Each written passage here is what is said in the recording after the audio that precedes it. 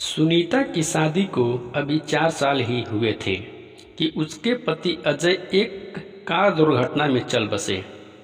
अब पिछले 8 साल से वह अपनी छोटी बेटी आराध्या के साथ अपने ससुराल में रह रही है। 8 साल से वह बहुत अकेलेपन में जी रही है। बिना जीवन साथी के जीना कितना कठिन होता है, यह सिर्फ सुनीता ही समझती है।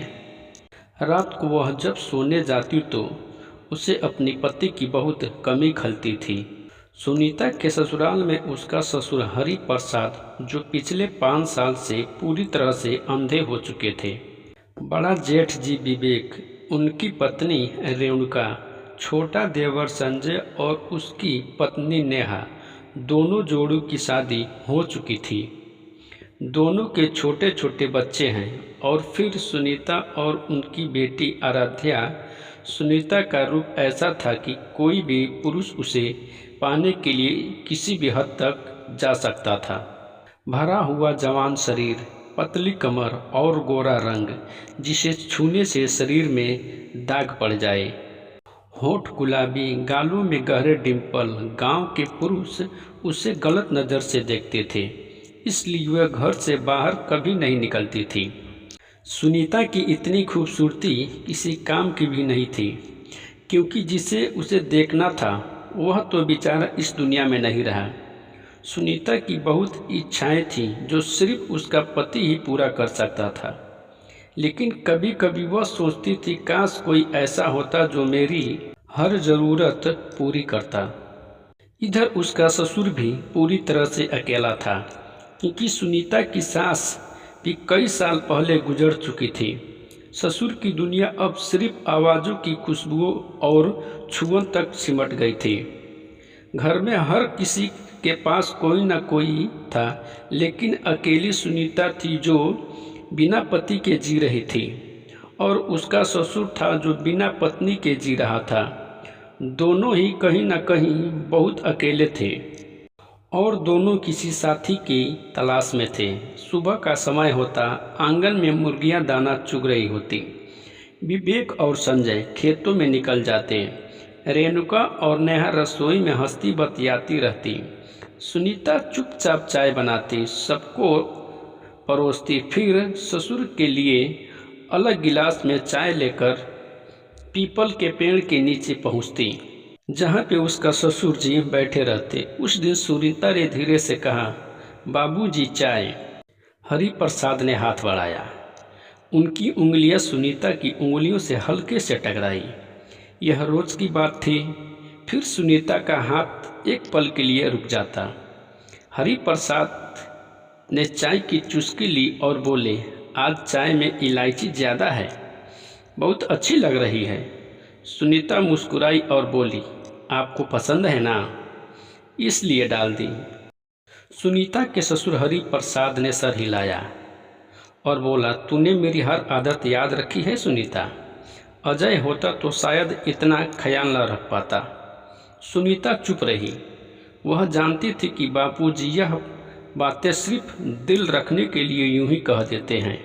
फिर भी सुनकर सीने में कुछ चुभता। दिन भर का काम चलता। दोपहर में सब अपने अपने कमरे में आराम करते। आराध्या सुनीता के पास सोती। सुनीता खिड़की से बाहर देखती रहती। सामने वाले कमरे में रेणुका और विवेक हंस रहे होते। कभी नेहा और कभी संजय की आवाज़ आती। सुनीता की आंखें भर जाती। वह सोचती, मेरे साथ भी कोई ऐसे हंसता तो कितना अच्छा होता। एक दिन दोपहर में ससुर आंगन में टहल रहे थे। लाठी टिक टिक कर रही थी। सुनीता ने आराध्या को सुलाकर बाहर आकर देखा कि बापूजी ठीक से चल नहीं पा रहे हैं। उसने दौड़कर बापूजी का हाथ थामा। सुनीता ने कहा, बापूजी आप अकेले क्यों घूम रहे हैं, गिर जाएंगे। हरि प्रसाद ने हाथ नहीं छुड़ाया। बोले, अब तो तू ही है जो देखती है, बाकी सब अपने में मस्त हैं। सुनीता उन्हें कुर्सी तक लेकर गई। बैठाते वक्त उसका दुपट्टा बापूजी के कंधे से फिसला। बापूजी ने हाथ में रख दिया। उनकी अंगुलियां सुनीता की हथेली पर रुक गई। हरि प्रसाद ने धीरे से कहा, तेरी हथेली अभी भी गर्म है, जैसे पहले थी। सुनीता कुछ नहीं बोली, बस दुपट्टा ठीक किया और चली गई। शाम को सब लोग छत पर बैठे थे। ठंडी हवा चल रही थी। विवेक और संजय अपने बच्चों को गोद में लेकर मजाक कर रहे थे। रेणुका और नेहा एक दूसरे को नई साड़ियाँ दिखा रही थीं। सुनीता दूर कोने में बैठी आराध्या के बाल संवार रही थी। हरि प्रसाद ने आवाज़ लगाई, सुनीता इधर आ। सुनीता उठी और बाबूजी के पास बैठ गई। हरि प्रसाद ने कहा, क्या सोच रही है? सुनीता ने हल्के से सिर हिलाया। कुछ नहीं बापूजी। हरि प्रसाद हंसे। झूठ मत बोल, मैं आंखों से नहीं देखता, दिल से देखता हूँ। सुनीता चुप रही, फिर धीरे से बोली, बापूजी, जब जेठानी और नेहा को अपने पतियों के साथ देखती हूँ तो दिल भर जाता है। सोचती हूँ मेरे पास भी कोई होता तो। हरि प्रसाद ने लंबी सांस ली और बोले, मुझे भी यही लगता है बेटी। जब रात को अकेला सोता हूँ तो तेरी सांस की कमी खलती है। कोई होता जो तकिया ठीक कर दे, पानी का गिलास पास रख दे, बस हाथ थाम ले तो जिंदगी आसान लगने लगती। सुनीता ने बापूजी का हाथ अपने हाथों में ले लिया और बोली, मैं हूँ ना बापूजी। हरि प्रसाद ने हाथ दबाते बोले, हाँ तू तो है, पर तू भी तो अकेली है। उस रात सुनीता सो नहीं पाई। बापूजी का हाथ अपने हाथों में लिए हुए शब्द बार बार याद आ रहे थे। धीरे धीरे बातें बढ़ने लगी। अब सुनीता बापूजी के पास ज़्यादा देर बैठने लगी। बाबूजी भी उसका इंतज़ार करने लगे। बाबूजी कहते, सुनीता मेरे पीठ में दर्द है, ज़रा दबा दे। सुनीता दबाती। एक दिन बाबूजी ने कहा, सुनीता तेरी आवाज़ में कुछ जादू है। जब तू बोलती है मुझे लगता है कि मेरी आंखें वापस आ गई है। सुनीता शर्माई, बोली, बाबूजी क्या बात कर रहे हैं बापूजी? हरि प्रसाद हंसे, सच कह रहा हूँ, तू पास बैठी है ना, मुझे सब दिख रहा है। सुनीता का चेहरा लाल हो गया और वहाँ से उठकर वह चली गई। पर उसके दिल में कुछ हलचल हुई। रात को बाबूजी ने सुनीता को अपने कमरे में बुला लिया। बोले, आज नींद नहीं आ रही है, ज़रा बातें कर। सुनीता चारपाई के किनारे बैठ गई। बाबूजी लेटे थे। बातें शुरू हुई। अजय की याद ने, पुराने दिन, हंसी मजाक। फिर बापूजी ने कहा, सुनीता कभी कभी लगता है कि तू मेरे लिए सिर्फ बहू नहीं, कुछ और है। सुनीता का दिल जोर से धड़कने लगा। वह चुप रही। हरि प्रसाद ने हाथ पकड़कर सुनीता का हाथ ढूंढा और पकड़ लिया। बोले, डर मत, मैं कुछ गलत नहीं सोच रहा हूँ, बस इतना समझा रहा हूँ कि इस घर में अब तू ही है मेरी आँखें और मेरे हाथ पैर है, और मैं तेरे लिए क्या हूँ। सुनीता की आंखों में आंसू आ गए। उसने बाबूजी का हाथ मजबूती से पकड़ा और बोली, आप मेरे लिए बापूजी हैं और मेरे सबसे करीबी इंसान हैं आप। सुनीता की बातें सुनकर हरि प्रसाद मुस्कुराए, फिर बोले, बस इतना ही काफ़ी है मेरे लिए बेटी। फिर धीरे धीरे सुनीता और बाबूजी का रिश्ता एक अनोखी गहराई में चला गया। अब सुनीता अपने ससुर के हर छोटे बड़े काम में हाथ बटाती। कभी उनके बालों में कंघी करती तो कभी उनके मूछें सेट करती। एक शाम बापूजी ने कहा, सुनीता आज मेरे साथ मेरे गांव की गलियों में टहलने के लिए मेरे साथ चलना। मैं तुझे आज अपनी गांव की गलियां दिखाता हूँ। सुनीता ने बाबूजी का हाथ अपने हाथों में पकड़ा और दोनों निकल पड़े। गांव वाले देखते रह गए। अंधा ससुर और जवान विधवा बहू का हाथ में हाथ डाले चल रहे। बातें होने लगी।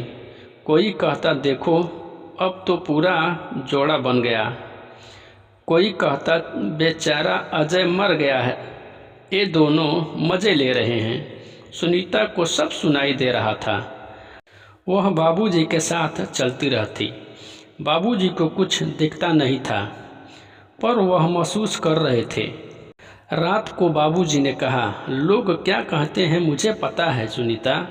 सुनीता रोते हुए बोली, बाबूजी मैं कुछ गलत नहीं कर रही, बस आपका ख्याल रख रही हूँ। हरि प्रसाद ने सुनीता को गले लगाया, बोले, मुझे पता है बेटी, तू मेरे लिए दुनिया है और मैं तेरे लिए बस एक बूढ़ा अंधा बाप। उस रात सुनीता बाबूजी के कमरे में ही सो गई। बापूजी और उन दोनों के बीच में सिर्फ एक तकिया था। सुबह जब रेणुका ने दरवाज़ा खोला तो दोनों को सो रहे थे। रेणुका ने मुंह फेर लिया और बाहर आकर नेहा से बोली, अब तो हद हो गई, गांव में खुसुर फुसुर तेज हो गई। पर सुनीता और बाबूजी को अब कुछ भी फर्क नहीं पड़ता था। वे दोनों एक दूसरे के हो चुके थे, बाप बेटी जैसे, और बस एक दूसरे के। फिर एक दिन बाबूजी की तबीयत अचानक बिगड़ गई, सीने में तेज दर्द। डॉक्टर आए और बोले, इन्हें दिल का दौरा है। सुनीता रोते रोते बोली, बाबूजी के पास बैठी। बापूजी ने आखिरी बार उसका हाथ पकड़ा और बोले, सुनीता तूने मेरी ज़िंदगी पूरी कर दी, अब मैं चैन से जा रहा हूँ तेरी सास के पास। सुनीता चीखी, नहीं बाबूजी, मुझे अकेला मत छोड़ो। पर बाबूजी चले गए। अंतिम संस्कार हुआ, गांव वाले आए, सब सुनीता को देखा। कोई ताने मारे तो कोई कुछ कहे। सब सुनीता को अलग अलग नज़रों से देख रहे थे और सब ताने दे रहे थे। कोई बोल रहा था, यह अपने पति को तो ले बैठी, आखिर में अपने ससुर को भी नहीं छोड़ी। फिर सुनीता अकेली थी। अब सच में अकेली रात को वह बाबूजी के कमरे में गई। बाबूजी की लाठी अभी भी कोने में खड़ी थी। सुनीता उसे छूकर रोने लगी। फिर उसने आराध्या को गोद में लिया और बोली, चलो बेटी, अब सिर्फ हम दोनों ही हैं। और वह घर जो कभी हंसी खुशी से भरा रहता था, फिर खामोश हो गया। फिर सुनीता की ज़िंदगी में अकेलापन रह गया। तो मेरे प्यारे साथियों, यह कहानी कैसी लगी आप कमेंट में ज़रूर बताना और एक प्यारा सा लाइक कर देना। तो मिलते हैं अगले वीडियो में, तब तक के लिए धन्यवाद।